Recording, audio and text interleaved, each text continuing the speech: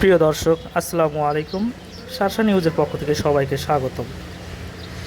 আজ আবারও একটি বড় ধরনের স্বর্ণের চালান ধরা পড়ল বিজিবির হাতে।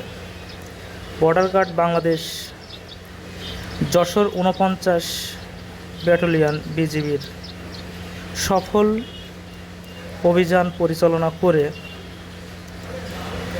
২,১১,১৯,২৪০ টাকার মূল্যের 10টি স্বর্ণের বার উদ্ধার করেছে।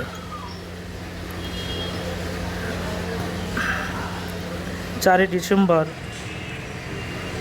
৫টা ৩০ ঘটিকায় যশোর ব্যাটালিয়ন ৪৯ বিজিবির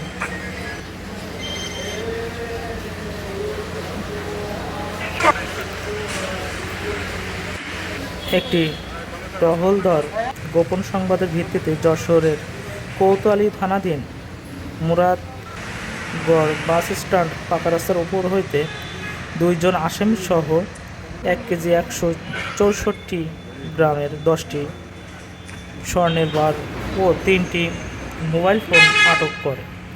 আটককৃত ব্যক্তির প্যান্টের পকেটে বিশেষ কায়দায় লুকিয়ে অবস্থায় উক্ত